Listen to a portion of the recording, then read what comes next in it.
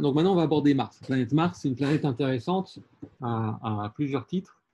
Et c'est une planète en particulier qui est évidemment connue comme Mercure et Vénus depuis l'Antiquité.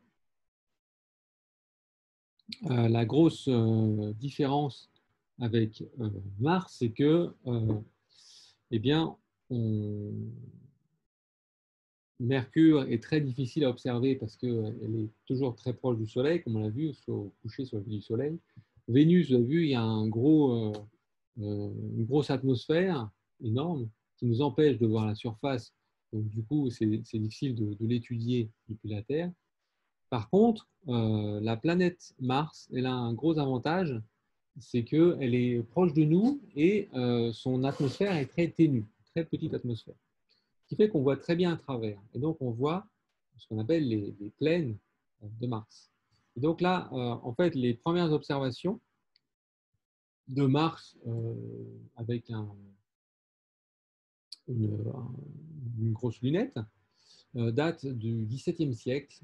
C'était Jean-Dominique Cassini qui a observé la planète Mars et qui a vu sur la planète qu'il y avait une zone glacée, en fait une calotte polaire. Il a d'ailleurs dit que c'était sûrement de l'eau glacée, la glace d'eau, comme sur les pôles sur Terre, qui se trouvait sur la planète Mars. Ensuite, il y a eu plein d'observations, plein d'autres observations, dont cette carte que je vous montre là, qui est une carte de Schiaparelli, qui était un astronome italien.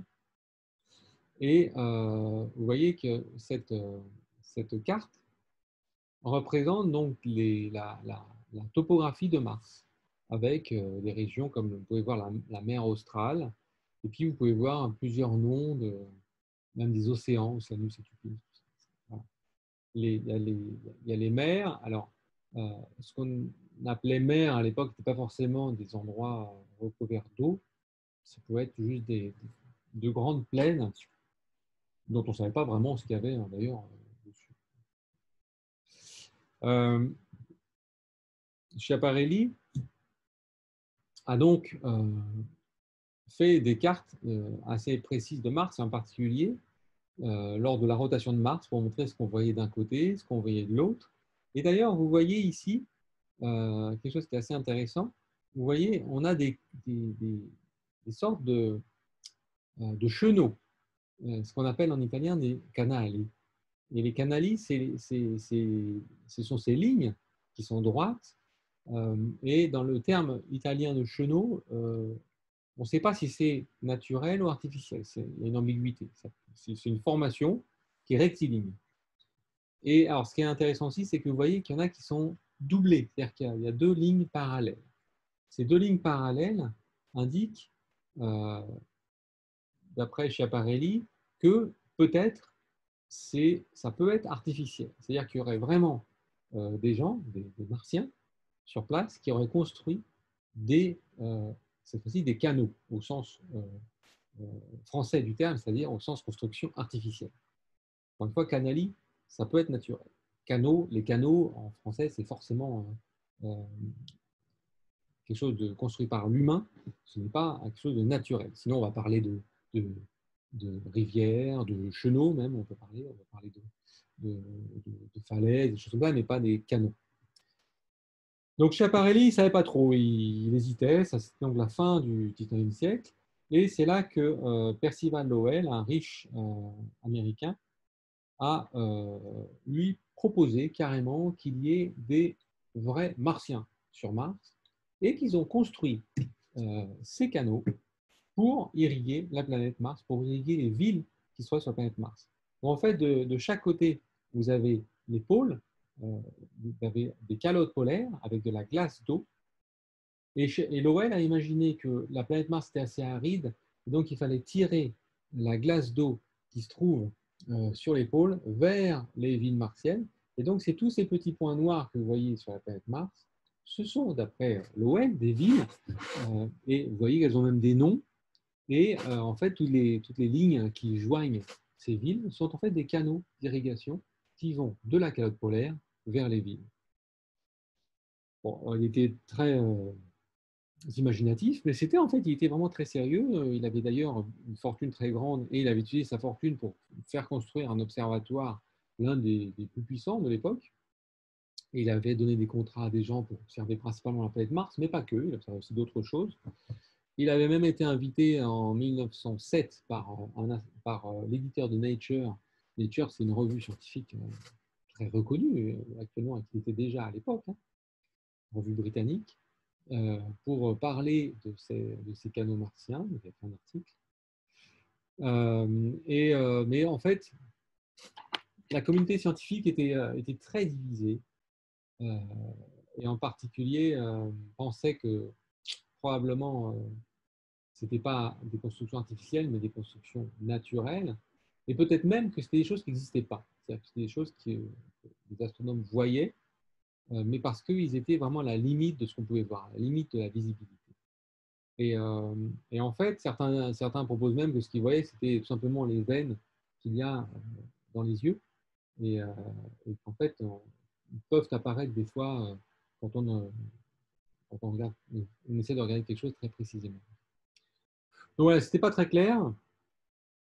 Et du coup,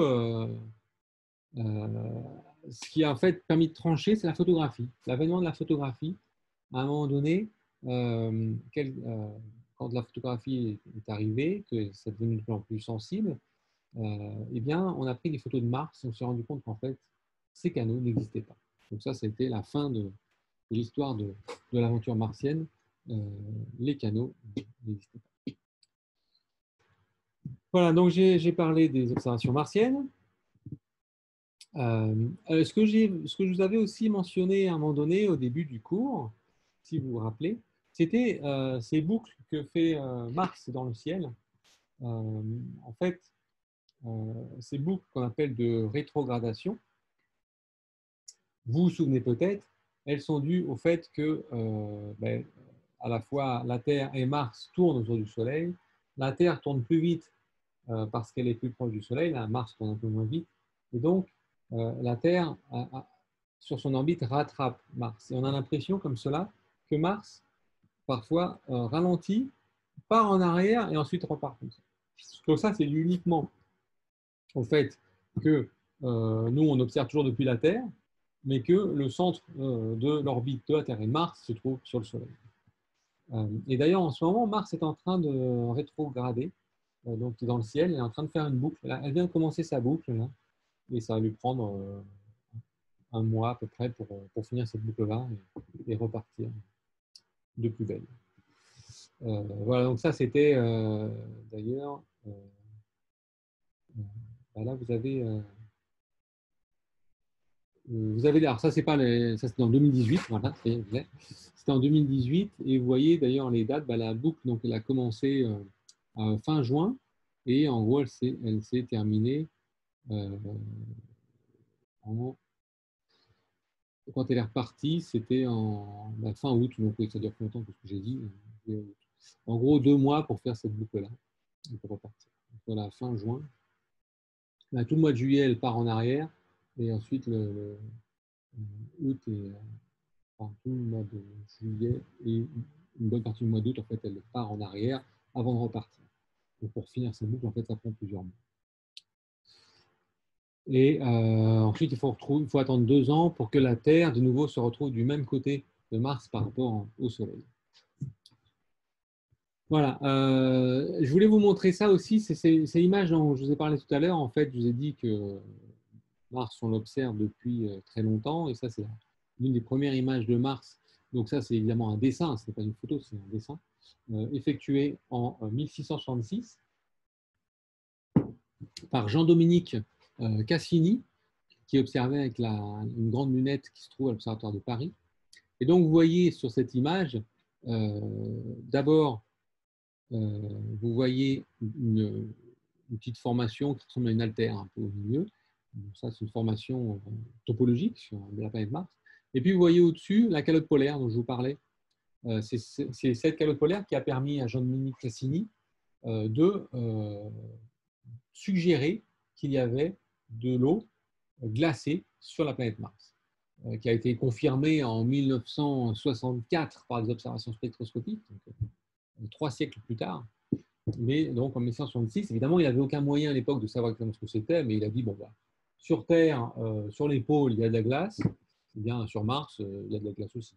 C'est ça un peu son raisonnement. Et donc voilà maintenant une image de Mars telle qu'on peut la voir aujourd'hui. Vous voyez que là, il n'y a aucun traitement qui a été fait, c'est-à-dire qu'on voit Mars presque sans atmosphère, parce que je vous dis, l'atmosphère de Mars est très ténue. Mars est en fait, l'atmosphère de Mars correspond à peu près, quand vous êtes sur la surface de Mars, à l'atmosphère que vous avez quand vous êtes à 50 km d'altitude sur Terre. Donc, que vous auriez, parce que vous n'êtes jamais à 50 km d'altitude sur Terre. Hein. Les avions, ils vont à 10 km. À 50 km, vous êtes quasiment dans l'espace. C'est irrespirable. Vous mourrez immédiatement. Il n'y a pas d'air. Vous asphyxiez.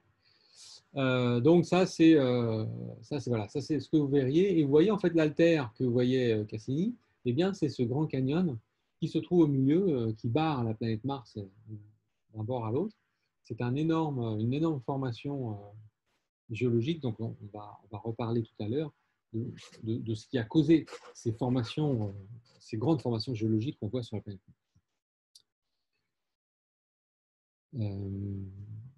Voilà. Ce que je voulais vous montrer aussi, c'est ça.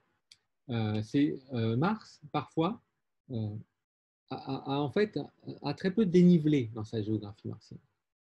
Et parfois, il peut y avoir des tempêtes de poussière qui couvrent toute la planète. Là, vous voyez une image, si je remonte là, cette image-là, sur la droite, vous voyez Mars telle qu'elle est normalement. Voilà, ce qui correspond à l'image de 2016, qui est de moins bonne qualité parce que c'est un télescope qui fait, vous voyez, 18 cm, donc c'est un petit télescope. Déjà, l'image est pas mal. Et vous voyez, en 2018, la planète est complètement recouverte d'un nuage de poussière. Alors, je ne sais pas, donc vous avez la même image en noir et blanc sur la gauche. Peut-être que vous avez vu le film Seul sur Mars. Et au début, il y a une grande tempête de poussière qui balaye tout. Et ils sont obligés de partir très très vite. Et ils laissent sur la planète juste une seule personne, le héros, qui, je ne spoil rien en disant qu'il va s'en sortir. Bon, typiquement, ça c'est un scénario qui ne marche pas du tout sur Mars parce qu'en fait, les tempêtes de poussière sur Mars peuvent être globales, couvrir toute la planète, mais le vent est très faible. Pour une raison très simple, c'est que l'atmosphère est très ténue. Je vous dis, c'est comme si vous étiez à 50 km d'altitude sur Mars. À 50 km, il y a très peu d'atmosphère. Même si vous avez un fort vent, vous ne sentez rien du tout. Donc vous ne serez pas courbé par le vent, vous arriverez à marcher exactement comme d'habitude. Donc, bon, le reste du film est très bien, mais le début est en fait totalement faux, en particulier sur la planète Mars. Voilà, ça, je voulais montrer parce que des fois, il arrive qu'on voit des choses fausses sur les réseaux sociaux et il s'avère qu'il y a quelques temps, il y a une info qui était sortie comme quoi Mars allait devenir plus grosse que la Lune. Alors, du coup, je montre ça quand même pour rétablir la vérité. Mars n'est jamais plus grosse que la Lune pour une raison très très simple, c'est que la Lune orbite autour de la Terre et donc est toujours à 350 000 ou 400 000 km de la Terre, alors que Mars, elle, se trouve toujours de l'ordre de entre 60 millions et à peu près 200 millions de kilomètres, donc beaucoup plus loin. Et vous voyez la différence de taille. La pleine Lune, c'est ce que vous voyez, par exemple, c'est la pleine Lune la 7 nuits. La pleine Lune, vous voyez, c'est gros, mais Mars, c'est à peu près quasiment 100 fois plus petit. Donc Mars n'est jamais plus gros que la Lune, donc si vous voyez ça sur les réseaux sociaux, vous pouvez vous dire que c'est complètement faux comme information. Ça va, je regarde sur le chat, je ne vois pas de questions, je continue. Si vous avez des questions, n'hésitez pas, hein, vous pouvez m'interrompre sans aucun problème, soit par chat, soit vous prenez la parole. Vraiment, n'hésitez pas. Donc je continue. Voilà. Donc, ça, c'est la calotte polaire de Mars, dont je vous ai parlé tout à l'heure, qui avait été imagée par Jean-Dominique Cassini. Donc là, vous voyez sur les deux images à droite, en haut et en bas, la calotte, vue un peu de face en haut et vue un peu de profil en bas. Et vous voyez que elle est recouverte de glace, d'eau. C'est de l'eau, c'est-à-dire que si vous faites chauffer cette glace-là, vous avez de l'eau, vous pouvez même la boire. Il y aura un petit peu de poussière, c'est des tempêtes, de sable, de poussière, mais vous pouvez la boire, c'est de l'eau. Sur Mars, on n'aura pas de problème d'eau si on y va. Il y a de l'eau, en tout cas sur les calottes. Si on est près des calottes, il n'y a aucun souci. L'image que je vous montre en dessous à gauche est un petit peu plus complexe, mais compréhensible. Ce que vous voyez en haut, c'est en fait un profil de la calotte obtenu par radar. Donc en fait, vous voyez l'image en bas qui est en couleur avec une ligne rouge. Là. En fait, donc cette ligne rouge, la partie violette, c'est le sol de Mars, et la partie qui est verte-jaune, c'est le sol de Mars recouvert de la calotte. Et donc la partie qui est au-dessus correspond à la coupe sur la ligne rouge en radar. Et donc vous voyez la calotte qui, en fait, on a le sol martien qui est en blanc, et puis après vous voyez que ce sol martien se divise en deux. Il y a le sous-sol de Mars et au-dessus, il y a la calotte polaire. Et cette calotte polaire, donc je dis c'est de la glace d'eau, mais il y a aussi de la glace, il y a du gaz carbonique. Gaz carbonique, donc c'est du CO2, mais qui est glacé.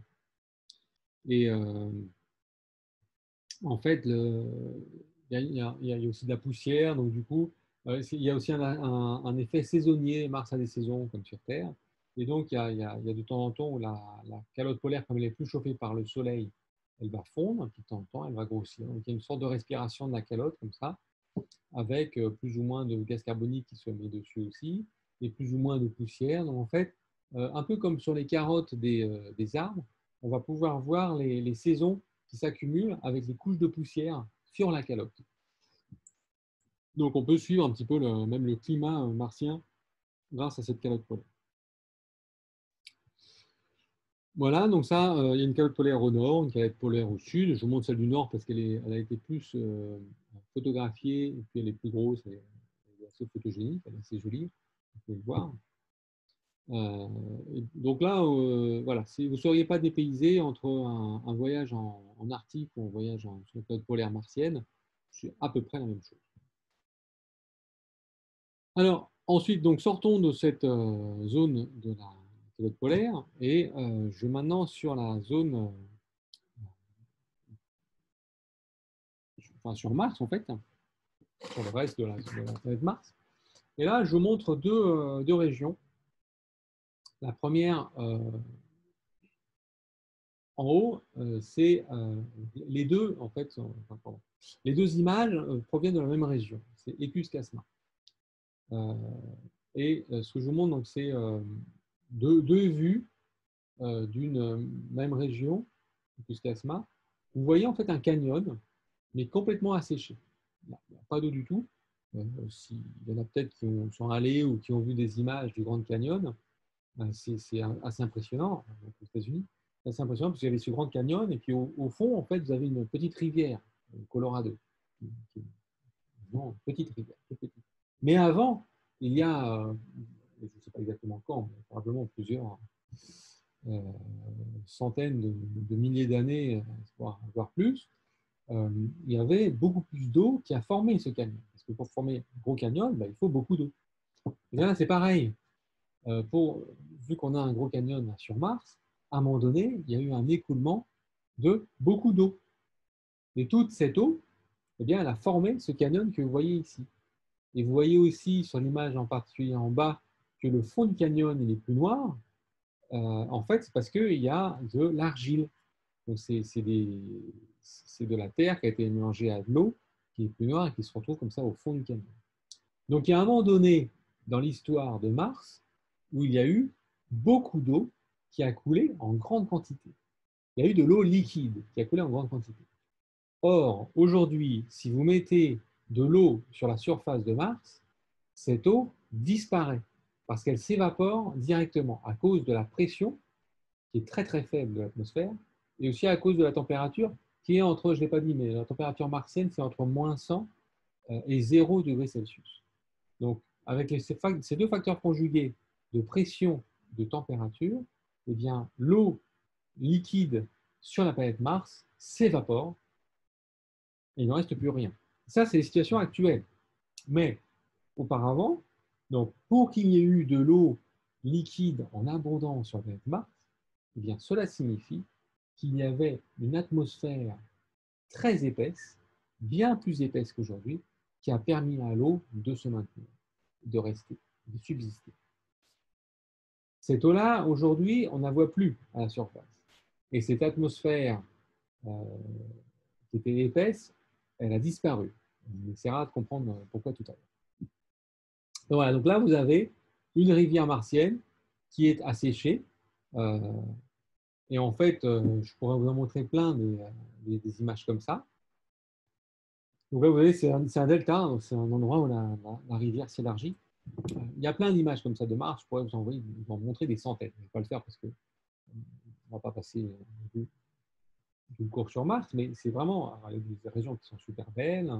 Donc tout ça, c'est accessible en ligne. Vous pouvez les regarder, avoir accès à ces images. Donc ça, c'est des images acquises avec une caméra stéréo haute résolution de Mars Express. Mars Express étant une sonde européenne qui orbite autour de Mars et qui a pris des images de la planète Mars. Voilà, donc ça, on a des canyons qui sont asséchés. Mais ce n'est pas la seule preuve qu'il y a eu de l'eau sur Mars, et je vous en montrerai d'autres. Par contre, ça, c'est la preuve qu'il y a eu de l'eau en grande quantité à la surface de Mars. Et regardez maintenant ce que je vous montre. Là, je vais vous montrer deux autres images. La première, c'est une image qui est assez intéressante, puisque vous voyez au milieu de l'image un cratère, et vous voyez sur la gauche du cratère une rivière qui commence à s'écouler. Et bizarrement, cette rivière commence au niveau du cratère. Alors, qu'est-ce qui s'est passé? Ce qui s'est passé, tout simplement, c'est qu'il y a eu un impact de météorite. Ce météorite, comme l'impact se fait quand même à une grande énergie, ça a chauffé le sous-sol. Le sous-sol, dans le sous-sol, il y a probablement de l'eau sous forme de glace qui s'est mise, qui a sublimé, c'est-à-dire qui est rentrée en ébullition et qui s'est mise à couler. Ici, ça a formé cette petite rivière que vous voyez ici sur la gauche. Elle est entrée en fusion. L'eau est passée de la glace à l'état liquide. Et puis une partie s'est sublimée et une partie même à l'état gazeux. Voilà, vous avez ce cratère-là qui a formé une rivière. Ça veut dire tout simplement qu'il y a encore de l'eau sous la surface, mais de l'eau sous forme de glace, qui va être sous forme liquide seulement si vous avez les moyens de la chauffer. Donc ça, c'est un premier exemple assez différent quand même du fait qu'il y a encore de l'eau sous forme de glace sous la surface martienne. Et là, je vous montre un deuxième exemple, alors, que vous allez peut-être reconnaître, parce que si vous allez sur une plage à marée basse et que vous jetez un caillou dans le sable, eh bien, vous allez voir ça. Ce que vous allez voir, c'est un splash, c'est-à-dire vous allez voir que quand vous jetez le caillou dans le sable mouillé, ça fait plouf. Et vous voyez ces petites auréoles là, sur les côtés. Et bien sur Mars, c'est pareil. Alors là, personne n'a acheté de cailloux. C'est des cailloux, ils se jettent tout seuls. C'est des météorites, des petits météorites, plus petits que celui de l'image d'en haut. Et vous voyez qu'un petit météorite, pareil, il va chauffer le sous-sol, l'eau va entrer en ébullition et ça va mouiller toute la terre martienne, tout le sol martien qui sont sur les côtés. Donc ça, vous voyez qu'on voit deux cratères là, qui sont entourés comme ça de cette structure auréolée, on va dire. Eh bien, ça, ce sont donc deux preuves qu'il y a encore aujourd'hui de l'eau sous forme de glace dans le sous-sol martien. Un autre exemple, on voit aussi des coulées sombres sur la planète Mars. Et ces coulées sombres, on les voit se former actuellement. Ce que je voulais dire, c'est que ces cratères, ils sont assez récents. On peut le voir parce que le cratère, par exemple, d'en haut, il n'est presque pas cratérisé. C'est-à-dire que c'est…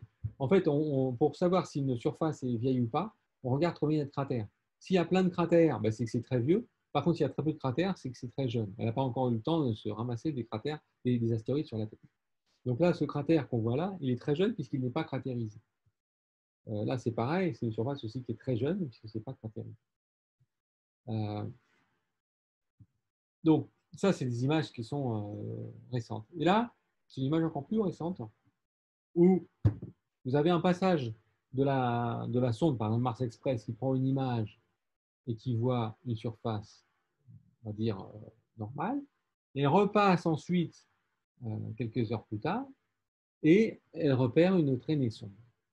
C'est-à-dire que la traînée sombre s'est produite entre les deux passages de la sonde. Et qu'est-ce que c'est? Eh bien, en fait, on ne sait pas. On ne sait pas bien ce que c'est. Mais on pense que c'est une sorte de coulée de boue, comme on a parfois sur Terre quand il pleut beaucoup. Alors sur Mars, il ne pleut pas du tout, donc ce n'est pas exactement le même phénomène, mais ça peut être une coulée parce qu'il y a un sol qui est instable, soit à cause de sable qui a glissé ou à cause de boue qui s'est répandue à cause d'un astéroïde qui est tombé, ou une fois à cause de glace d'eau qui peut entrer en ébullition. Voilà, donc les coulées sombres sont aussi une preuve qu'il y a de la glace d'eau sous la surface martienne. Voilà, donc j'en étais aux coulées sombres.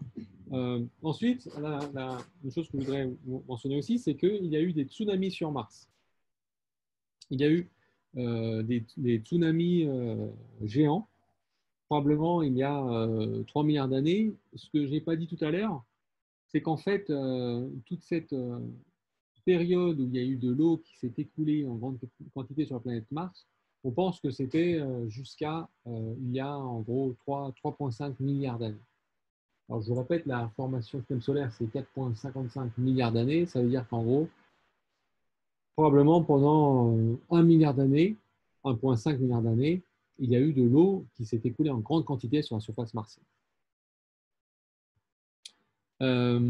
Donc il y a eu des tsunamis géants il y a 3 milliards d'années. Comment on le sait? Ben, vous voyez ici, sur l'image, la grande image qui est à gauche, vous voyez des plis. Ce sont en fait des sortes de plis dans la surface martienne qui sont dus à cette grande vague qui est arrivée et qui a apporté en fait de la terre mouillée, ou du sable mouillé, comme de l'argile. Et donc vous avez un zoom là sur l'image en bas à droite. Vous voyez même l'échelle, 5 km en bas à droite, 10 km sur la gauche. Donc vous voyez que c'est quand même de grandes structures. Donc ça, ce sont des images de la planète Mars. Vous voyez où est-ce que c'est localisé sur la surface martienne dans le planisphère qui est en haut à droite. Voilà. Et là, vous avez cette fois-ci, ce ne sont plus les vraies images. Cette fois-ci, c'est une simulation, une modélisation de ces tsunamis. Et en fait, là, vous avez donc 6 images qui vous montrent l'évolution du tsunami avec petit à petit la vague qui se propage. Et en fait, c'est quelque chose d'assez gros parce qu'on pense que c'est un tsunami qui s'est propagé probablement à une vitesse de plusieurs centaines de kilomètres heure et avec une vague qui faisait probablement de l'ordre de 1 km de haut, donc quelque chose de très très grand, et qui a à la fin atteint une amplitude qui était de l'ordre de 1000 km, c'est-à-dire qu'elle s'est propagée sur à peu près 1000 km. C'était très très gros, et donc bon, probablement qu'il n'y avait pas grand monde sur Mars à l'époque, on espère pour eux, sinon ils se sont pris une bonne petite vague sur la tête. Voilà, donc tout cela, ce sont des exemples qui montrent qu'il y a eu de l'eau en grande quantité sur la surface martienne. et qu'après, cette eau a disparu. Donc, on verra pourquoi tout à l'heure. Alors, Mars a été exploré beaucoup. Alors là, je vous montre 3 générations de ce qu'on appelle des rovers martiens, ce qu'on appelle des fois les MER, les Martian Exploration Rovers, les rovers d'exploration martienne. Donc là, vous avez le petit qui est en bas à gauche, là, qui est Pathfinder, donc l'éclaireur, en fait, en 1997. Donc c'est vraiment c'est tout petit, à peu près comme à la taille d'un four à micro-ondes, juste comme ça. Ensuite, vous avez Opportunity qui est sur la gauche, là, qui a été lui lancé en 2004. Donc, Opportunity vous voyez, est plus gros, un peu comme une voiture, vous savez, les petites voitures de tout empenneux, ce genre-là. Et ensuite, vous avez Curiosity qui, lui, ressemble plutôt à la taille d'un gros SUV qui a été envoyé en 2012 et qui est encore en fonctionnement. Et alors, je vais vous montrer quelques photos prises par Opportunity qui a en fait voyagé pendant 20 km. Il a fait 20 km de distance pendant à peu près 3 ans. Donc, ça ne vous paraît pas beaucoup. Vous pouvez faire beaucoup plus, hein, même à pied. Mais Opportunity n'était pas prévu pour faire une grosse distance. Il n'était même pas prévu pour durer longtemps. On pensait même que, en fait, à cause des tempêtes de sable géantes qu'il y a sur Mars, on pensait même qu'il y aurait plein de poussière sur les panneaux solaires et que du coup, rapidement, il n'aurait plus d'énergie et, et que il s'arrêterait comme ça. Et en fait, ce qui s'est passé, c'est que c'est vrai qu'il y a des tempêtes de sable, mais il y a aussi beaucoup de vent sur Mars. Et ce vent-là a nettoyé les panneaux solaires, ce qui fait qu'il a survécu pendant plein d'années. Et donc, je vais vous montrer quelques images acquises avec ce petit Opportunity, ce petit rover. Et en fait, vous allez voir donc des images de Mars. Et vous allez ensuite entendre un son qui correspond à la surface sur laquelle il roulait. Donc, soit un son très très doux qui correspond à du sable, soit un son un peu plus fort qui correspond à des rochers. Voilà. Donc, j'espère que vous voyez bien là, le film qui se déroule et aussi vous entendez un petit peu le son.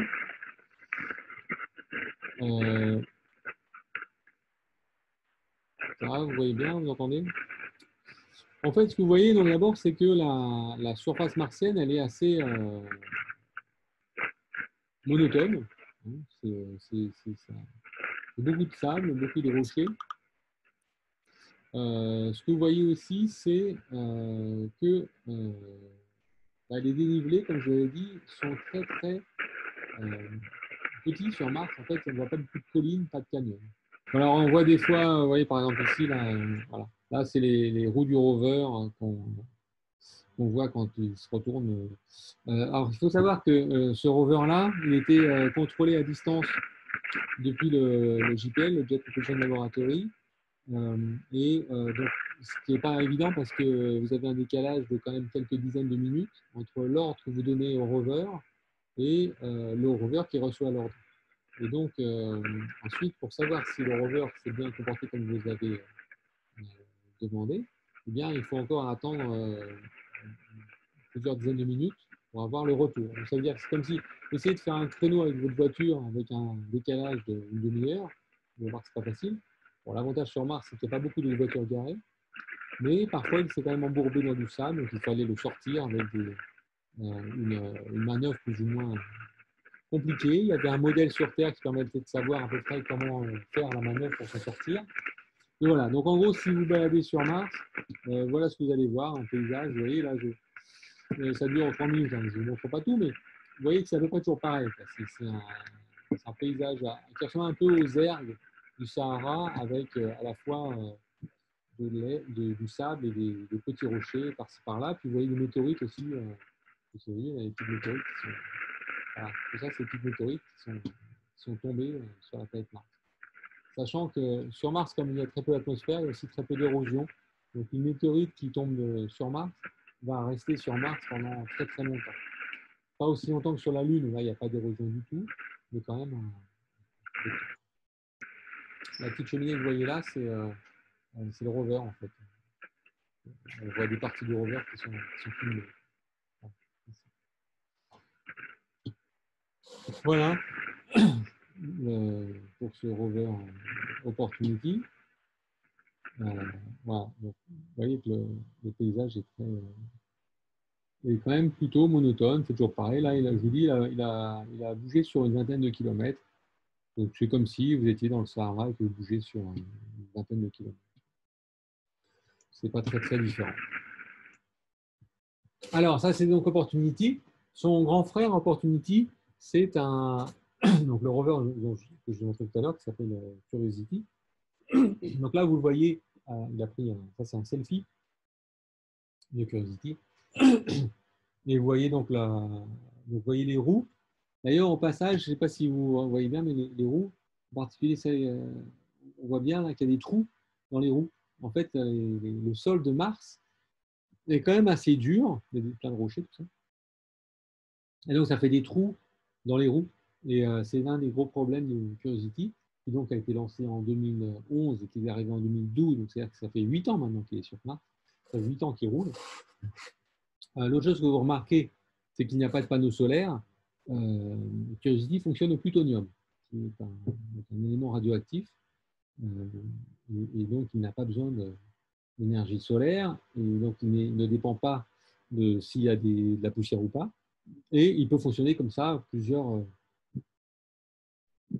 centaines d'années avec l'énergie qu'il a de plutonium.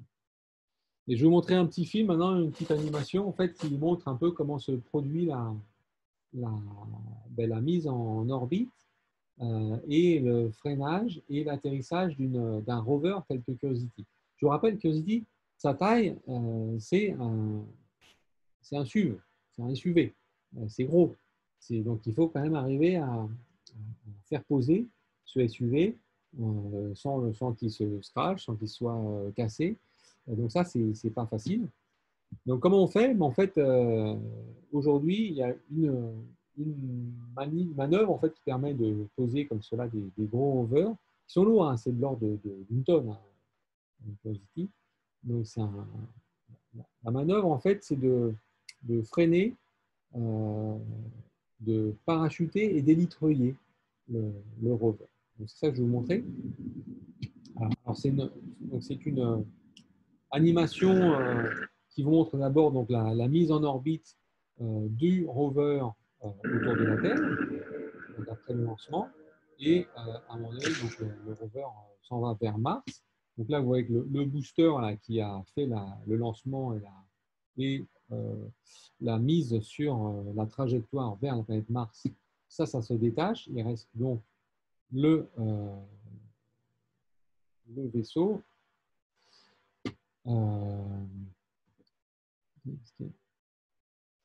Gabriel qui arrive.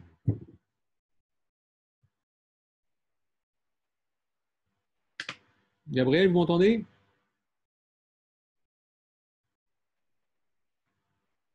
Gabriel? Oh oui, désolé, j'ai été déconnecté. Ah d'accord, vous Excusez-moi. étiez là tout à l'heure, c'est ça? Oui, oui, oui. D'accord, d'accord, ok. Très bien. Donc je continue. Donc là, vous avez le booster qui se détache et le vaisseau qui est sur la trajectoire martienne et donc il se rapproche de la planète Mars. Donc là, quand le rover se rapproche de la planète Mars, alors là, il s'est passé un truc déjà.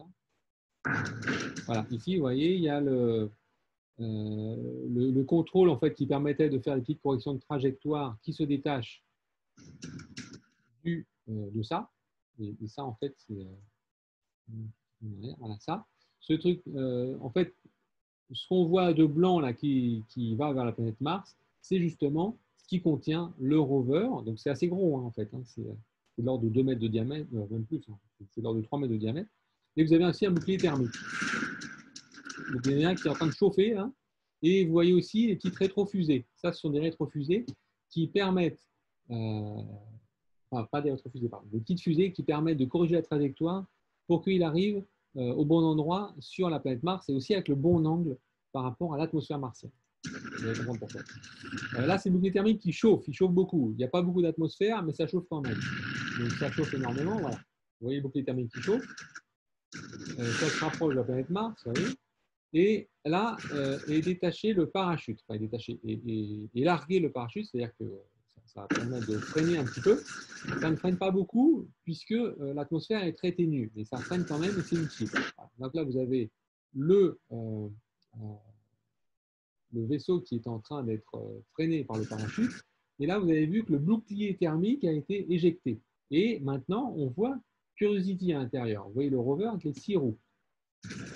Voilà, là, donc ça s'approche de la planète Mars. Et ensuite, je reviens un peu en arrière, ça se rapproche de la planète Mars. Et là, voilà, là est largué le rover. On largue le rover, donc c'est-à-dire toute la partie qui soutenait le rover au-dessus et le parachute part ailleurs. Et là, vous voyez que maintenant, le rover, cette fois-ci, il y a des rétrofusées qui se mettent en marche. Et vous allez voir ce qui se passe. Des rétrofusées qui corrigent la trajectoire, qui freinent encore. On est probablement à quelques centaines de mètres de la surface. Et là, voilà, vous voyez ici l'hélitreuillage. L'hélitreuillage avec rétrofusée. Donc, vous avez un hélitreuil qui va supporter le rover qui est en dessous et qui va freiner et corriger la trajectoire. Et l'hélitreuillage, cette fois-ci, vous voyez le rover qui a déployé ses roues. L'hélitreuillage va poser délicatement le rover sur la surface martienne. Et ensuite, l'hélitreuillage, il s'en va, puisqu'il ne faut pas qu'il retombe sur le rover, sinon le rover est cassé. Donc, il s'en va et l'hélitreuillage, il va où? Il va se poser sur la planète Mars, ailleurs, généralement pas d'ailleurs délicatement. Il va plutôt s'écraser ailleurs. Et là, vous avez ensuite la Curiosity. La Curiosity, cette fois-ci, va faire ses expériences. Donc là, je peux peut-être couper le son, ça ne sert plus à rien. Il fait ses expériences, il regarde un petit peu partout. Il y a un faisceau laser qui permet de faire des analyses. Il peut aussi faire du forage sur quelques centimètres et prendre des matériaux martiens et faire une analyse directement sur place. C'est comme si c'était un laboratoire, si vous voulez, de chimie. Donc, il prend des matériaux et il fait des réactions chimiques pour voir ce qu'il y a à l'intérieur. Voilà. Donc, il est sur place, sur Mars, depuis août 2012 et il fait des analyses sur cette planète. Et il est encore sur place et il est encore en train de faire des analyses. Et voilà, ça c'est une vue qu'il a prise de là où il était. Et là, vous avez sa trajectoire. Donc là, vous avez son site d'arrivée en haut à droite, en 2012. Et puis après, il s'est dirigé en fait vers cette formation. Il se dirige vers une montagne, le sommet d'une montagne. Et eh bien, en fait, voilà. Donc là, c'est sa trajectoire, voilà, que vous voyez ici, qu'il a suivi. Et vous voyez ici, c'est marqué Sol 1750. En fait, c'est son 1750e jour sur la planète Mars. On parle de journée martienne en termes de sol et enfin, soleil en fait. Hein. Et le sol dure 26 jours. 26, pardon. Le sol dure 26 heures, c'est un peu plus que la journée sur Terre. 24 heures, c'est 26 heures. Vous voyez la taille, hein, vous avez l'échelle en bas, c'est 1 kilomètre. Donc, encore une fois, l'idée n'est pas de parcourir beaucoup de kilomètres, l'idée c'est plutôt de faire des expériences sur tout ce qu'il est en train de voir. Donc, sur ce sol, il y a plein de choses intéressantes. En particulier, on voit des coulées sombres de boue et d'eau. Il y a aussi des affleurements sédimentaires avec des argiles, de l'oxyde de fer, du soufre. Donc, il y a beaucoup de choses qui sont intéressantes et qui méritent d'être étudiées. Il y a eu plusieurs missions martiennes qui sont parties. Une qui a été envoyée, donc c'est celle qu'on voit sur la gauche, qui a été envoyée par les Émirats arabes unis, qui s'appelle Hope, donc en juillet 2020. Une autre qui a été envoyée par les Chinois, qui s'appelle Tianwen-I, qui est donc un orbiteur, un lander, qui est un atterrisseur, rover et une caméra. Et finalement, une autre qui est Perseverance, envoyée par la NASA. Donc, il y a 3 missions qui sont parties en juillet pour atteindre Mars d'ici quelques mois. La mission chinoise devra arriver en février, à peu près pareil pour les autres. Et il y en a une autre qui va décoller en 2022, qui est ExoMars, qui est une mission européenne. L'idée, c'est d'étudier la planète Mars aussi. Donc ces trois missions, vous voyez, en fait, pourquoi on les envoie tout en même temps? C'est parce qu'il y a une fenêtre de lancement, hein, c'est quand Mars est au plus près de la Terre. Et ça va se reproduire dans 2 ans. C'est pour ça que la mission européenne va être lancée dans 2 ans. Elle aurait dû être lancée en fait cette année, mais il y avait des retards. Et puis avec la crise sanitaire, les retards n'ont pas pu être rattrapés en fait. Donc voilà, donc elle a été repoussée dans 2 ans. Et ExoMars, c'est typiquement une mission qui va forer sur 2 mètres pour voir s'il n'y a pas de la vie en sous-sol sur la planète. Et alors, je vais aussi vous montrer une autre chose, c'est ça. Voilà, ça, c'est les endroits où on a lancé les différentes sondes. Vous voyez qu'en fait, on couvre une bonne partie du territoire martien. Et puis, donc ça, c'est ce que je vous ai montré, là, les différentes étapes, avec le bouclier qui chauffe, le parachute, l'hélitroyage, ce qu'on appelle les 7 minutes de terreur. Vous voyez, je ne vous ai pas dit combien de temps ça durait, mais vous voyez, ça commence à 20h47, l'entrée dans l'atmosphère, on finit à 20h54, l'atterrissage. C'est les 7 minutes où on n'a pas de contact, c'est 7 minutes de cette manœuvre. Et c'est pendant 7 minutes-là, en fait, on ne sait pas ce qui se passe, puisque la Mars est au plus près de la Terre au lancement, mais 6 mois plus tard, ce n'est déjà plus le cas. Et donc, on peut avoir typiquement une demi-heure de décalage. Donc, ça veut dire qu'on sait qu'une demi-heure plus tard, si tout a bien fonctionné. Donc, ça peut être c'est une phase qui est assez stressante. Je ne vais pas tout vous montrer, ça c'est un cours que je fais d'exobiologie, qui est un peu plus long. Mais ce que je vais vous montrer, c'était ça. Voilà. En fait, je pense que... oui, je vais vous montrer ça. Ça, c'est une image de l'atmosphère martienne. C'est une image de l'atmosphère martienne prise par une sonde qui s'appelle MAVEN. Et en fait, ce que vous voyez ici, c'est que vous voyez l'atmosphère martienne qui continue à s'échapper. Et ça, c'est la preuve que le vent solaire, c'est-à-dire les particules énergétiques du Soleil dont on avait parlé quand on a fait le cours sur le Soleil, fait disparaître l'atmosphère martienne depuis en fait la formation de Mars. Et au début, l'atmosphère était très dense et il y avait un gros réservoir d'atmosphère. Donc, il n'y avait pas de souci, il y avait plein d'atmosphère et il y avait de l'eau qui coulait, ou de l'eau liquide qui coulait sur Mars. Et puis, peu à peu, l'atmosphère, à cause du vent solaire, elle s'est échappée.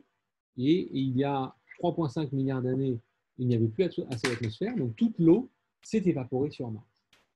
Donc, on pense que c'est pour ça qu'au départ, il y avait beaucoup d'eau sur Mars, liquide, et aujourd'hui, il n'y a plus du tout d'eau liquide sur Mars, et c'est même un corps très aride. Voilà. Et dans les quelques minutes qui me restent, je vais finir avec ça. Voilà, je vais vous montrer un petit film. Vous avez de la chance, il y a plein de films aujourd'hui.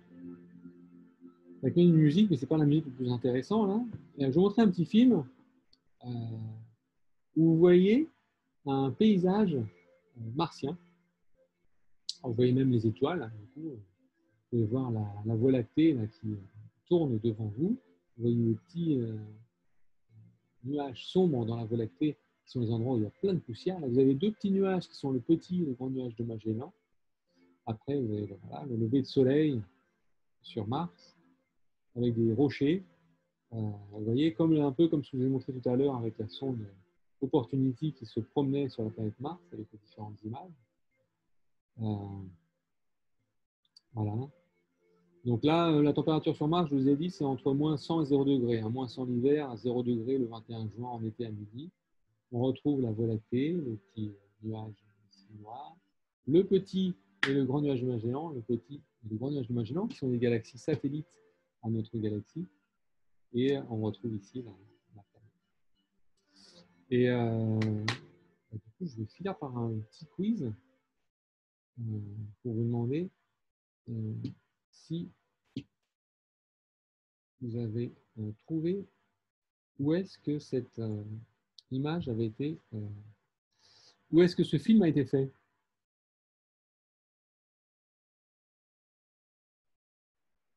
Vous avez vu le film? Vous pouvez montrer là? Sur Mars? Comment? Mars?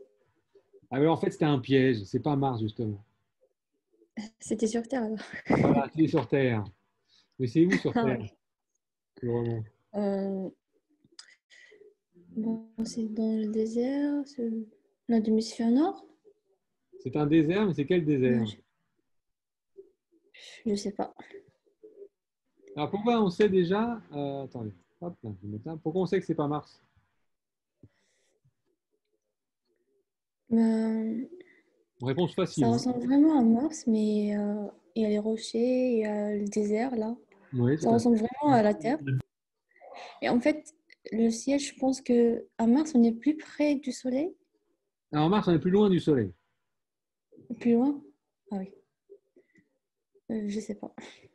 Alors Maël Lebon, il dit ciel. Oui, ça veut dire quoi ciel?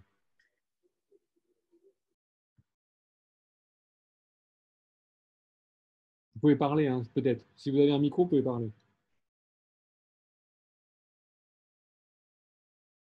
Pourquoi vous Ouais, répondez ciel? allô? Oui, allez-y. Ouais. Bah, c'est pour la couleur de l'eau, non? Et, Pour la couleur de. de l'eau? Ouais, mais pourquoi, enfin, pourquoi la couleur de l'eau? Là, on voit pas d'eau, là. C'est la couleur du ciel. La couleur du ciel. Ouais, enfin, moi, oui, le bleu du ciel, c'est la couleur de l'eau. Enfin, Ah ben non, le bleu du ciel, non, non, le bleu du ciel, c'est. non, ouais, non, c'est l'inverse, c'est l'inverse, c'est l'inverse, c'est l'inverse. Oui, c'est ça. Non, en fait, L'eau est bleue quand il y a c'est des. Oui, la c'est couleur l'inverse. du ciel. C'est à Oui, cause de la couleur du ciel. voilà, tout Parce à que c'est fait. Oui, la, oui. la Terre, c'est la seule qui a ce genre d'atmosphère, non? Et exactement. En fait, pour avoir un bleu comme ça, il faut que l'atmosphère soit assez importante. Donc, il n'y a que sur Oui, Terre qu'en fait, on voit un ciel qui est bleu comme ça. Donc, en effet, sur oui. Mars, en fait, en fait, sur Mars, vous verriez quasiment pas de ciel. C'est-à-dire, vous verriez une lueur très, très pâle parce que l'atmosphère est très ténue. Donc, vous verriez beaucoup d'étoiles en plein jour, en fait, sur Mars. Donc, vous ne verriez pas ce ciel bleu comme ça. Alors, donc, c'est ni le Grand Canyon, ni le désert de Gobi. C'est en fait, donc je vous donne la réponse, c'est le désert d'Atacama au Chili. Et je vais même Au vous Chili. montrer au Oui. Chili, tout à fait. C'est le désert le plus aride du monde sur Terre. Le désert le plus aride sur Terre. Et voilà, c'est Serge Vonnier qui a fait cette image-là. Et c'est une image qui a été prise pas très loin des grands télescopes que vous voyez en fond, là, qui sont les télescopes de 8 mètres de diamètre de l'Observatoire européen qui se trouve au Chili. Bah, du coup, je vais m'arrêter là. Est-ce que vous avez des questions sur ce qu'on a vu ou pas, ou sur l'exposé